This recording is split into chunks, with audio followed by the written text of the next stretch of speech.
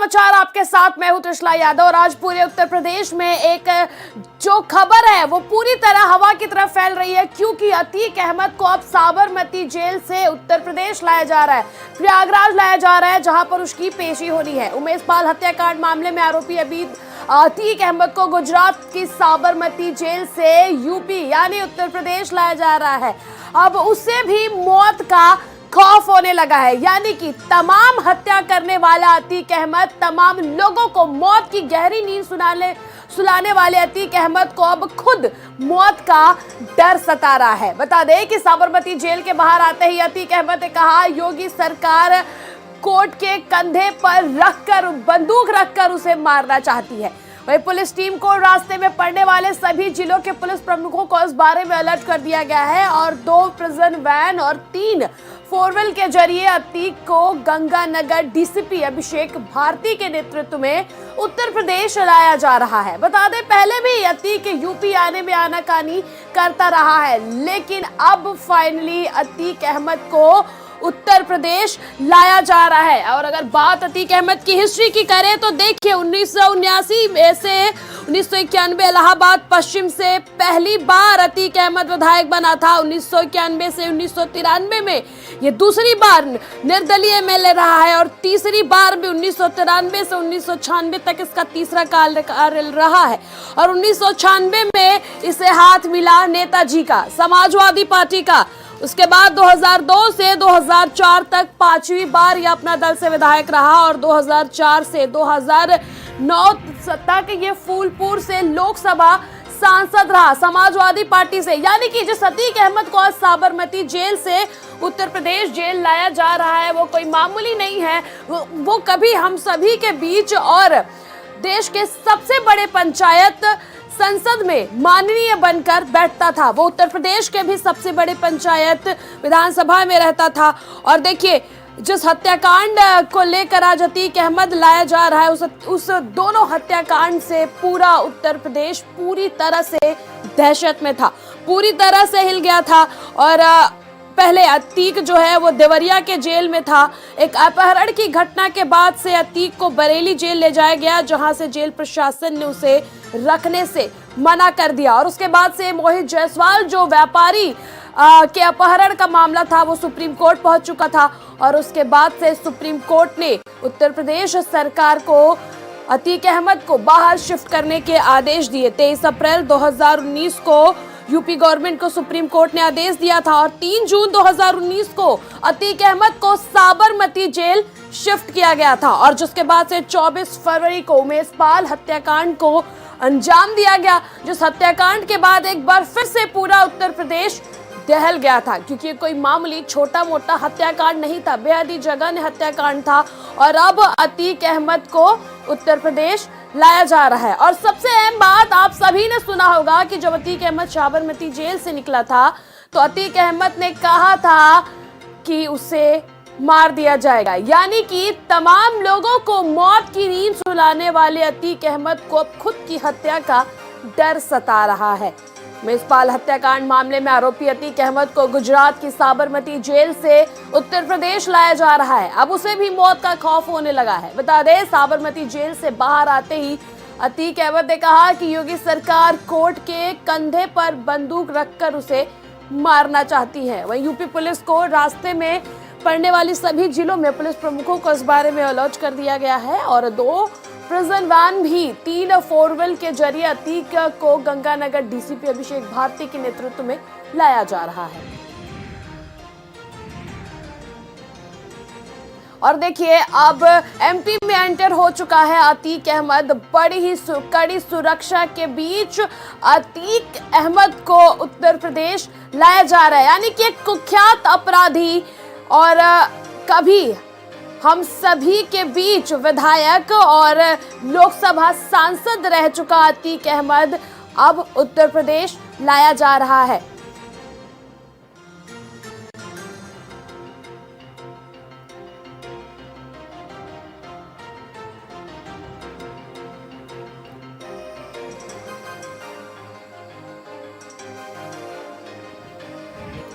और हमारे साथ संवाददाता लखनऊ से जुड़ चुके हैं संदीप खेर, हमारे संवाददाता धीरेन्द्र इस वक्त हमारे साथ प्रयागराज से जुड़ चुके हैं और झांसी से हमारे संवाददाता एसएस झा, कानपुर से हमारे संवाददाता अवनीश दीक्षित जुड़ चुके हैं। लेकिन सबसे पहले हम आपके पास आना चाहेंगे संदीप, 2018 में जब एक मामला हुआ था, एक व्यापारी को अपहरण कर देवरिया जेल ले जाया गया था, उसी वक्त अतीक अहमद ने कह दिया था कि जब उमेश पाल को मारूंगा तो नेशनल मीडिया यह खबर 15 दिनों तक दिखाएगी। और आज देखिए जब अतीक अहमद वापस आ रहा है तो किस प्रकार से पूरे प्रदेश के लोगों की नजरें उस पर टिकी हुई है।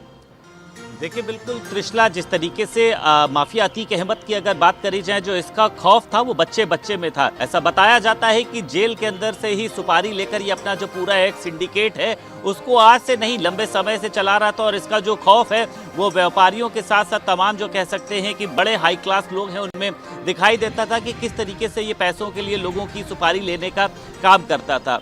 अब देखिए आज का जो अगर आज जिस तरीके से अतीक अहमद को जब साबरमती से कह सकते हैं कि प्रयागराज में लाया जा रहा है, क्योंकि प्रयागराज में देखिए 28 मार्च को एमपी एमएलए कोर्ट में इसकी पेशी होनी है और वो पेशी है उमेश पाल हत्याकांड में होनी है, जिसका 2006 और 2007 के बीच में अपहरण करा गया था। हाल ही में भी देखिए जिस तरीके से अतीक अहमद के साथ के 2 लोगों को पुलिस ने मुठभेड़ में मार गिराया था, तमाम इनके साथ के माफियाओं की संपत्ति पर बुलडोजर चढ़ाया गया था।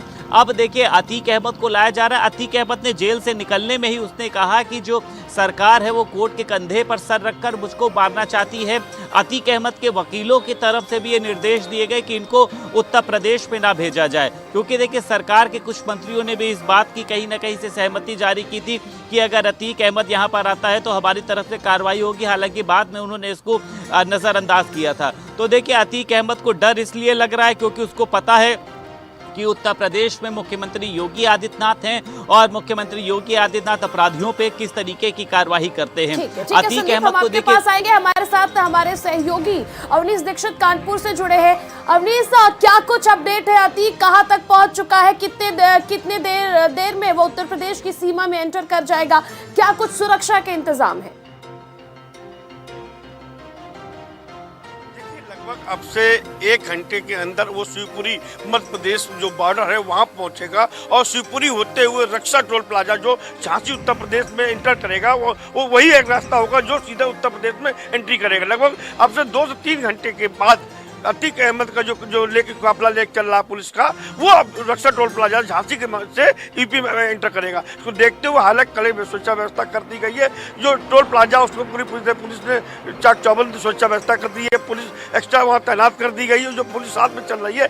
एक डीसीपी स्तर के अधिकारी और 3 एसीपी स्तर के अधिकारी के अलावा लगभग 10 इंस्पेक्टर, 10 सब इंस्पेक्टर्स के अलावा एक पुलिस की टीम और साथ साथ एक जो एसटीएफ के कमांडो हैं वो साथ में चल रहे हैं। तो कहा सुरक्षा व्यवस्था पूरी पुख्ता कर दी गई है। जो अपनी कल बड़े बड़े कयास लगाए जा रहे थे सोशल मीडिया पे कि गाड़ी पलट सकती है, मौसम भी खराब हो रहा है, अतीक रिवाल्वर या पिस्टल छीन के भागने का प्रयास भी करेगा। तो इन सभी कयासों को देखते सोशल मीडिया पर चल रहे थे। पुलिस अधिकारियों ने एक रणनीति बनाई थी। रणनीति है जो पुलिस अधिकारी जो इनको लेने गए और जो पुलिस कर्मचारी इसमें लगे इनको साबरमती जेल से लेकर चले हैं प्रिजन वैन में, उन सभी के मोबाइल भी जमा करा लिए गए कि कोई भी मीडिया संपर्क में आए, कोई किसी को कोई सूचना लीक ना कर दे कि अतीक अहमद कौन लेकर जा रहा है। और सबसे बड़ी बात यह है कि अतीक अहमद ने जो पूरा चक्र रचा साबरमती जेल से बैठकर उमेश पाल की हत्या में, उमेश पाल की हत्या तो एक दहशत फैलाने के लिए की गई थी, लेकिन सबसे महत्वपूर्ण बात अब तक नोट नहीं की। तो भारत समाचार आपको बता रहा है कि अतीक अहमद ने इस हत्याकांड में अपने बेटे को लॉन्च किया था। जो अतीक अहमद अब बुजुर्ग हो चुके, बूढ़े हो चुके हैं और वो सारे जो जितना आतंक पार सकते थे, आतंक के पर्याय बन चुके थे। उसके बाद से अब उनकी दुकानें ठंडी होने नजर आ रही थी। लेकिन उमेश पाल हत्याकांड को अंजाम देकर अतीक के बेटे ने खुद को लॉन्च करके बता दिया कि अतीक अहमद की दहशत अभी कम नहीं हुई है। उसकी बादशाह जुर्म की दुनिया में अभी उसी तरह कायम है जो पहले आज से 3 दशक से कायम थी। तो ये अतीक अहमद ने अपने बेटे को लॉन्च किया है और ये बता करके कि अतीक अहमद का बेटा अतीक से 2 हाथ आगे खुलेआम अतीक का बेटा गोली चलाते नजर आया था। कोल्ड रिवाल्वर जो विदेशी रिवाल्वर उससे गोली चलाते नजर आया था। तो अतीक अहमद एक जैसे अपराधी समाज के कोड़ है निश्चित रूप से, और यही वजह है कि पुलिस उसको लेकर चल रही। कहीं ऐसा ना हो कि अतीक के लोग इसको छुड़ाने के रास्ते में पुलिस पे हमला भी करें। लेकिन बाकायदा देखते हो बाकायदा बख्तरबंद गाड़ियां हैं, सुरक्षा व्यवस्था है, जो साथ में अधिकारी चल रहे हैं बाकायदा बुलेट प्रूफ जैकेट पहन के चल रहे हैं कि कोई हमला होता है, कोई दुर्घटना होती है तो अतीक को सकुशल ला करके न्यायालय में पेश किया जा सके। ठीक है, हमारे साथ सही हमारे सहयोगी एसएस जहाँ जुड़े हुए। एसएस, देखिए तो कुछ वक्त बाद जो अतीक अहमद को पुलिस लेकर के आ रही है, झांसी में भी प्रवेश करेगी, किस प्रकार से सुरक्षा व्यवस्था वहां पर है, किस प्रकार से पुलिस प्रशासन को वहां पर तैनात किया गया है ताकि सुरक्षा व्यवस्था में कोई चूक ना हो? एसएस, देखिए, इस समय हम यहाँ रक्षा टोल प्लाजा पर खड़े हुए हैं। देख सकते हैं ये रक्षा टोल प्लाजा है। यहाँ पर देख सकते हैं रक्षा टोल प्लाजा पर यहाँ इसी जगह से यहाँ अतीक अहमद है जो यहाँ से गुजरेगा। आपको बता दें अतीक अहमद करीब 2 घंटे के करीब यहाँ पहुँच सकता है। यहाँ से जालौन के रास्ते से, झांसी से रास्ते जालौन रास्ते पहुँच सकता है, कानपुर के रास्ते से ही जा सकता है। लेकिन अभी तक इस बात की पुष्टि नहीं की जा रही अतीक अहमद किस रास्ते से जाएगा। हालांकि कोई बता रहा है कि मऊरानीपुर के रास्ते से यहाँ तक गुजर सकते हैं, लेकिन अभी फिलहाल में काफिला 2 घंटे के बाद यहाँ पर रक्षा टोल प्लाजा है, यहाँ से गुजरेगा। इसके बाद फिर झांसी से तमाम जो थाने से गुजरते हुए अब कहाँ निकलेगा इस बात की अभी पुष्टि नहीं की जा रही। ना अभी तक कोई पुलिसकर्मी आया है, न किसी से कोई अभी बातचीत हुई, ना कोई बताने को कोई तैयार है। हालांकि लेकिन तमाम लोग हैं जो अतीक अहमद को देखने के लिए, तमाम क्षेत्र के लोग देखने के लिए तमाम लोग आसपास खड़े हुए हैं, अपने हाथों में मोबाइल लिए खड़े हुए हैं। लेकिन अतीक अहमद की बात करें तो अतीक अहमद का जिस तरीके से 188 जो तमाम मुकदमे चल रहे हैं, कहीं ना कहीं अतीक अहमद की बात करें तो अतीक अहमद को आज प्रयागराज ले जाएगा और ठीक है, ठीक है। हमारे साथ हमारे सहयोगी धीरेन्द्र प्रयागराज से जुड़े हुए। धीरेन्द्र, 1979 की दशक में जब प्रयागराज इलाहाबाद हुआ करता था तो वहाँ के चकिया में एक लड़का 10वीं की परीक्षा फेल किया था, जिसके पिता टांगा चलाते थे, और वहीं से उसने जुर्म की दुनिया में कदम रखी। और आज जिस प्रकार से वो अपनी दहशत फैला चुका है, और यहाँ तक उसने अपनी दहशत फैला दी कि उत्तर प्रदेश की जेल प्रशासन ने उसे उत्तर प्रदेश की जेल में रखने से मना कर दिया और वो साबरमती जेल में था। लेकिन उमेश पाल हत्याकांड के बाद फिर से उसे वापस प्रयागराज लाया जा रहा है पेशी के लिए। क्या कुछ अपडेट है, किस प्रकार से तैयारी है, और इस बार किस तरह से पुलिस प्रशासन मेक श्योर कर रही है कि इस कुख्यात अपराधी को सजा दिलवाया जाए? देखिए, अगर अतीक अहमद की बात किया जाए तो गली का गुंडा जराइम के साथ साथ जिस तरीके से वो राजनीति में गया और फिर वो माननीय बन गया, लेकिन जिस तरीके से उसका राजनीतिक कद बढ़ता रहा उसी तरीके से उसकी आपराधिक कुंडली भी बढ़ती गई। अब आपको हम बता दें कि 101 मुकदमे अतीक अहमद के ऊपर इस समय दर्ज हैं और लगातार इस पूरे मामले में जितने भी मुकदमे हैं, कोई ट्रायल चल रहा है, किसी में गवाही चल रही है। लेकिन पहली बार अपने जीवन काल में अतीक अहमद इतना बेबस और लाचार दिखाई दे रहा था। जिस तरीके से 101 मुकदमे में पहला ऐसा मुकदमा होगा जो उमेश पाल अपहरण कांड से जुड़ा हुआ ये पूरा मामला है। इस मामले में 17 मार्च को ये फैसला सुरक्षित कर दिया गया था और 28 मार्च को इसमें फैसला आना था। तो पहला ऐसा 101 में मुकदमों में पहला ऐसा मुकदमा है जिसमें अब फैसला सुरक्षित है और 28 मार्च को फैसला सुनाया जाएगा। जिस तरीके से 24 फरवरी को उमेश पाल की हत्या कर दी जाती है, उसके साथ उसके जो दो सरकारी गनर हैं उसकी हत्या कर दी जाती है, उसके बाद यहाँ का जो पुलिस है, प्रशासन है, जो सरकार है, उसका कड़ा रुख हो जाता है और कड़ी कार्रवाई की बात होने लगती है। लगातार अतीक अहमद के परिवार के लोग, चाहे उनकी पत्नी शाइस्ता परवीन हो, चाहे उनकी बहन हो या अशरफ की पत्नी हो, लगातार मीडिया में आकर मुख्यमंत्री को पत्र लिखकर या कोर्ट के सहारे लगातार ये गुहार लगा रही थी कि यूपी में अब हमारे पति, हमारा देवर सुरक्षित नहीं है, लिहाजा उनको जेल से बाहर न निकाला जाए। अतीक अहमद लगातार साबरमती जेल से यूपी में नहीं आना चाहते थे, लेकिन कोर्ट के आदेश से अब उनको साबरमती जेल से यूपी लाया जा रहा है। यहाँ पे प्रयागराज के एमपी एमएलए कोर्ट में 28 मार्च को उमेश पाल अपहरण कांड में उस फैसला सुनाया जाना है, उस समय ये वहां पर मौजूद रहेंगे। उसके बाद जो 24 फरवरी को उमेश पाल की हत्या हो जाती, उस पूरे मामले में अब पुलिस कस्टडी रिमांड में लेकर तमाम ऐसे लोग हैं जो अभी भी फरार हैं या इनके ऑफिस से असलहों का जखीरा बरामद हुआ, भारी मात्रा में पैसे बरामद हुए। तो तमाम ऐसे सवाल हैं जो अतीक अहमद और उनके भाई अशरफ से पूछे जाएंगे। लेकिन सबसे पहले 28 मार्च को एमपी एमएलए कोर्ट में जो फैसला आएगा वहां पर इनको पेश किया जाएगा। जी ठीक है, हमारे सहयोगी संदीप खेर हमारे साथ जुड़ चुके हैं। संदीप, देखिए, जिस अतीक अहमद को, जिसको ख्यात अपराधी को उत्तर प्रदेश लाया जा रहा है, कोई मामूली अपराधी नहीं है, उसके पास सत्ता का पावर भी भरपूर रहा है। 5 बार वो विधायक रहा है और 1 बार लोकसभा सांसद रहा है, जिसमें राजनीतिक पार्टियों का भी खूब समर्थन, खूब सहयोग उसको मिला है। ऐसे में देखिए तमाम जो राजनीतिक पार्टियां हैं, तमाम बयानबाजियां हैं, वो भी तेज हो गई हैं। संदीप, देखिए बिल्कुल त्रिशला, जिस तरीके से आपने बताया अतीक अहमद के बारे में, बिल्कुल अतीक अहमद एक बहुत बड़ा माफिया है, लेकिन वो दिन अब त्रिशला पुराने हो गए। खौफ का अगर बात मानी जाए, पर्याय आतंक का पर्याय माना जाए, अतीक अहमद आज उसको खुद अपनी जान का डर सता रहा है। इसलिए क्योंकि देखिए उत्तर प्रदेश में जिस तरीके से मुख्यमंत्री योगी आदित्यनाथ ने जीरो टॉलरेंस की नीति के तहत तमाम अपराधियों के ऊपर कार्रवाई करी, आज तमाम माफियाओं के जिस तरीके से अवैध संपत्तियों को गिराया जा रहा है, ये इसके पहले की सरकारों में नहीं हुआ। उत्तर प्रदेश में बैठकर जिस तरीके से अपने सिंडिकेट चलाता था अतीक अहमद, जिस तरीके से तमाम घटनाओं को जेल के अंदर से अंजाम देता था, आज उस अतीक अहमद को उत्तर प्रदेश में आने से डर लग रहा है और उसके पीछे का जो पूरा श्रेय है वो उत्तर प्रदेश के मुख्यमंत्री योगी आदित्यनाथ को जाता है। जब कुछ समय पहले अतीक अहमद को लखनऊ में भी लाया गया था तो भी उसने यहाँ पर मुख्यमंत्री योगी आदित्यनाथ की तारीफ करी थी। यानी अतीक अहमद इस बात को भली भांति जानता है कि उत्तर प्रदेश के मुख्यमंत्री किस तरीके से अपराधियों के ऊपर कार्रवाई कर रहे हो और ऐसा ना हो कि मेरे साथ भी कुछ गलत हो जाए। यानी माफियाओं के अंदर देखिए त्रिशला एक तरीके से डर सता रहा है कि अपराध तो हम जरूर करेंगे, लेकिन उसके बाद का जो अंजाम होगा वो ठीक नहीं होगा। अतीक अहमद के वकीलों ने भी देखिए वहां पर एक एप्लीकेशन दी थी जिसमें उन्होंने कहा था कि इसको उत्तर प्रदेश ना भेजा जाए, वहां पर इनकी जान का खतरा है। यानी इनके वकीलों को भी डर है, अतीक अहमद को भी डर है, तमाम लोगों को डर सिर्फ इस बात का है कि उत्तर प्रदेश ना भेजा जाए, क्योंकि उत्तर प्रदेश में मुख्यमंत्री योगी आदित्यनाथ हैं। अब 28 मार्च को देखिए इसकी एमपी एमएलए कोर्ट में पेशी होनी है, इस पूरे मामले में कोर्ट अपना फैसला सुनाएगा। लेकिन एक जो सबसे बड़ी बात है वो यही है कि इतने बड़े माफिया जिसकी गिनती जो है वो कुख्यात में होती है, एक पेशेवर अपराधी में होती है, उसको भी उत्तर प्रदेश में आने से डर लग रहा है।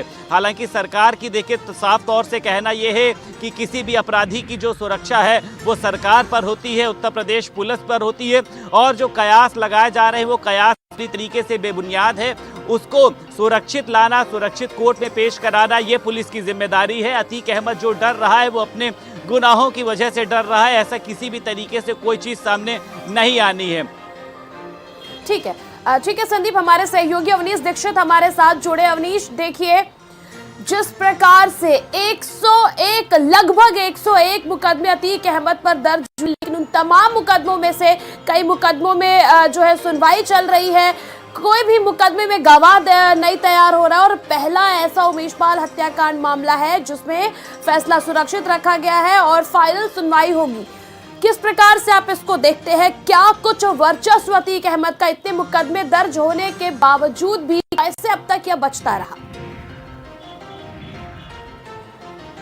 अवनीश, जितने भी मुकदमे दर्ज हुए तत्कालीन सरकारों में दर्ज हुए, उत्तर प्रदेश में जब पूर्ववर्ती भारतीय जनता पार्टी सरकार नहीं थी, पहले बसपा की सरकार थी, समाजवादी पार्टी की सरकार थी और भारतीय जनता पार्टी की सरकार है। उन दोनों सरकारों में, चाहे समाजवादी पार्टी की सरकार रही हो, चाहे बहुजन समाज पार्टी की सरकार रही हो, दोनों सरकारों में अतीक अहमद को पूरा संरक्षण दिया गया।